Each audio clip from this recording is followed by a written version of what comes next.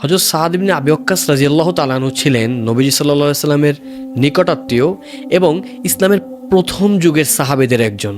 তিনি 596 খ্রিস্টাব্দে মক্কার কুরাইশ বংশে জন্মগ্রহণ করেন এবং নবীজি সাল্লাল্লাহু আলাইহি সাল্লাম তাকে মামা বলে ডাকতেন এবং প্রথম ব্যক্তি যিনি আল্লাহর রাস্তায় শত্রুর দিকে তীর ছুঁড়েছিলেন। বদর, উহুদ, খন্দক সহ প্রতিটি যুদ্ধে তিনি সাহসের সাথে লড়েছেন।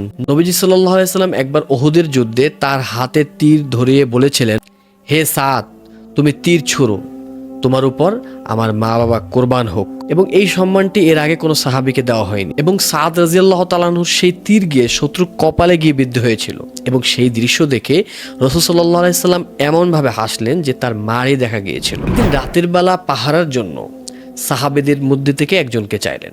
তখন সাদ রাদিয়াল্লাহু তাআলা আনহু এসে বললেন, ইয়া রাসূলুল্লাহ, আমি আছি আপনার পাহারার জন্য। এবং রাসূলুল্লাহ সাল্লাল্লাহু আলাইহি ওয়াসাল্লাম তাকে পাহারার দায়িত্ব দিয়ে তিনি তৃপ্তিতে ঘুমিয়েছিলেন।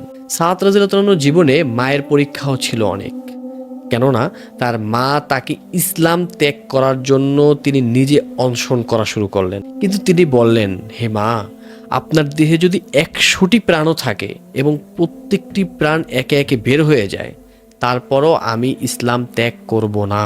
শেষে তার মা অনশন ভাঙতে বাধ্য হন এবং এই ঘটনা নিয়েই সূরা লুকমানের 15 নং আয়াত নাজিল হয়েছিল।